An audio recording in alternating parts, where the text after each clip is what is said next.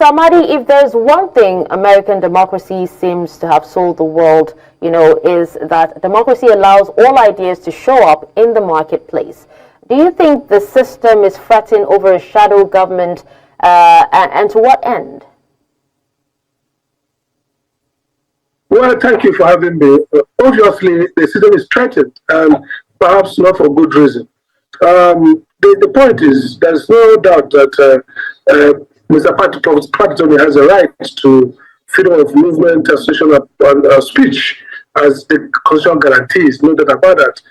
The question is, does a proclamation or a wish expressed that some people come together and say they are a shadow cabinet, does it amount to security risk? Does it amount to a declaration of alternative government?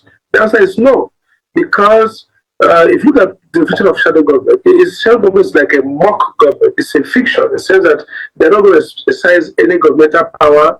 They're not going to. They're not claiming that they have a territory. They want to administer law.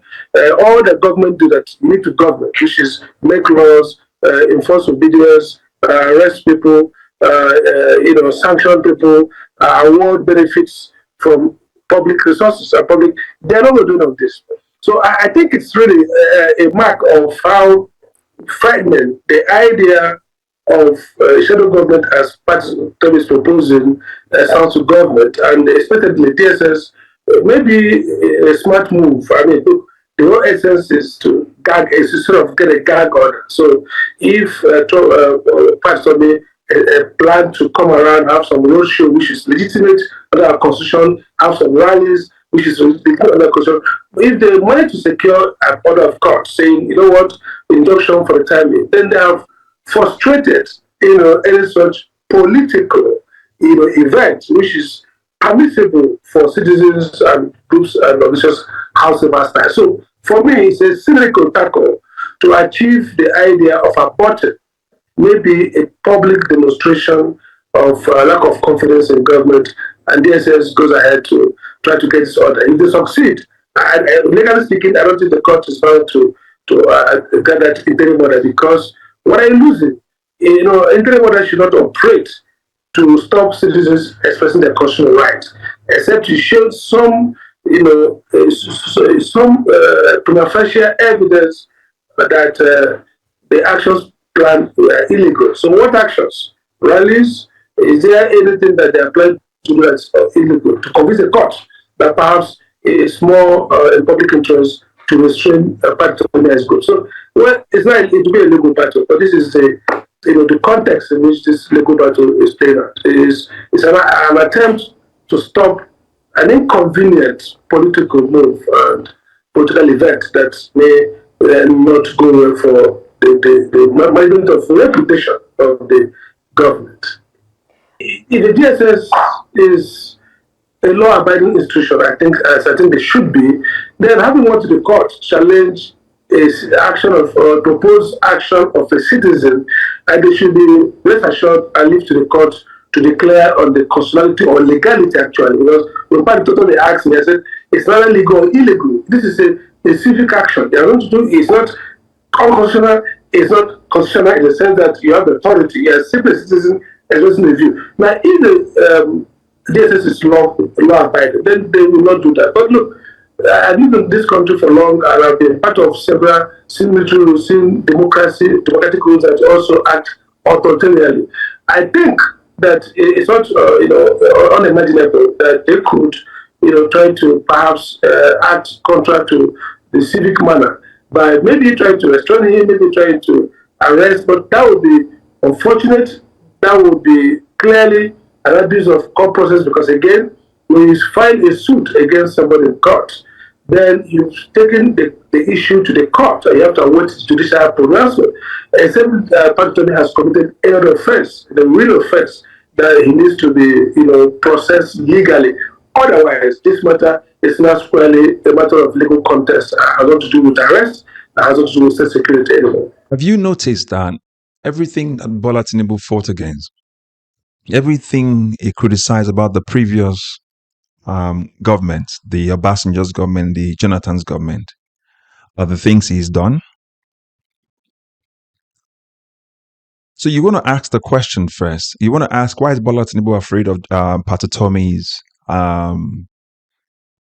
shadow government rally?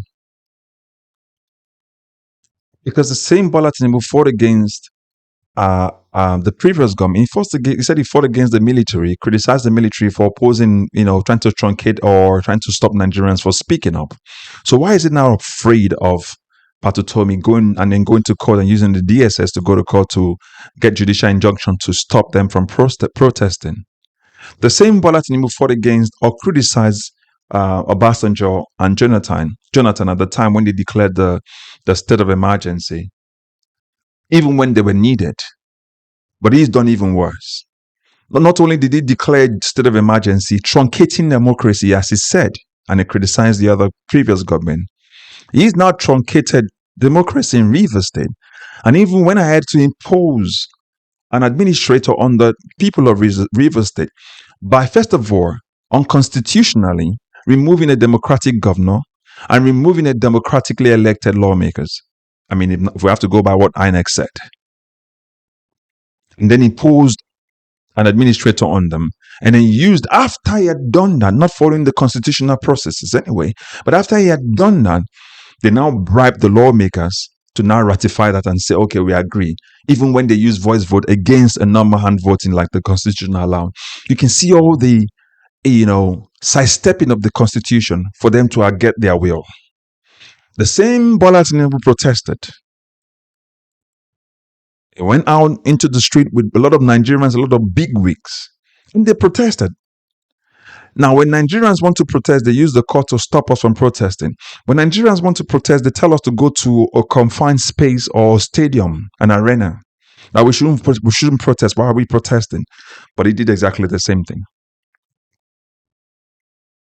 So everything that he criticized, everything that he fought against, he has done worse. The same Bola Tinubu criticized the military, even when it was part of Nadeco, even when it was part of Afenifere, or at least it was aligned with them, criticized the military.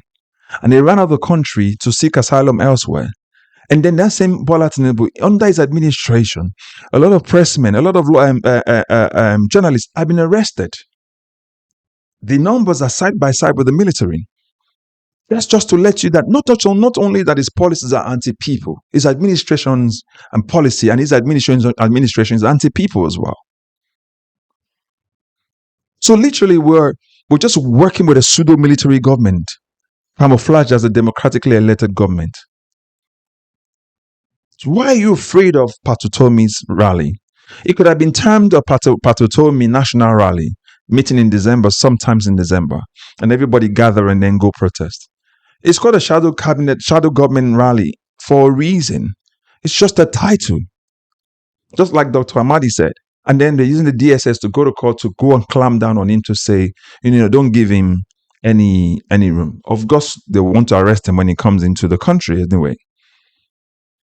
When he's back in the country, I think sometimes in June or July or something like that. So it's somewhere else calling for a campaign or rally to say, this government, your policies are not right. But then the government wants to go to court to ask the court to actually stage and stop him from staging the rallies. What do you think? I'm only explaining all of this, giving you all those breakdown, because it's one thing for you to say you elected a government. This is why we say Nigerians, or a lot of Nigerians, believe that Bola Tinubu was not elected. It's because when you see his policies, and when you see the steps his administration is taking, you realize that if it was a government that was elected by the people, it would have addressed Nigerians, which it never did, and it's not done anyway. It took a lot of clamoring for him to actually have a press conference. He hasn't done that. During the rally, how many times did he tell you what his policies will be? He wrote it out and he gave it to the press. And everything he put in his policies, all of them he has not met 2 years after. So everything Bola Tinubu said he was against, he has done that. He's done even worse. Recently, the Afenifere group came out and said that there are similarities between his government and the military. And there are obvious pointers to look at and say, and markers to say, yes, your administration is as similar to the military. I mentioned that. You criticize the military, you go to jail. Pressmen have been arrested, some of them missing under this administration. People want to rally, they say don't rally. The same thing military did. You truncate democracy. You imposed an administrator on a state and removed a democratically elected government and lawmakers. And you imposed on them your own preferred candidate, supported by the National Assembly. That is just all they do, is just rubber stamping whatever you do. And when you go to the House, they just sing on your mandate, they stand. Do you understand? So what do you make of these Bola Tinubu's government campaign to stop Pat Utomi from staging the rally? What do you even make of this rally? What do you make of these shadow government rally that Pat Utomi wants to stage sometimes in December? And do you also think that they'll be arresting him when he comes back into the country? What is your take? And by the way, what is your assessment of this Bola Tinubu's administration anyway? How do you perceive him? Do you think he's capable of steering Nigeria in the right direction as well 2 years after, as they want us to believe that he's doing the right thing? Put your comment in the comment section. And also don't forget to subscribe, like, share, and recommend this channel and this content to others. All right. But we also have to keep campaigning and sensitizing a lot of people, because we know that 2027 for the fight of the soul of our country, we cannot let it slip out of our hands. Our politicians have aligned themselves already, ready to rig the elections. We are the ones, the stopgap, the things that we need to put in place, to say, no, let democracy reign in our country. I'll catch you up in the next video. God bless you. Bye-bye for now.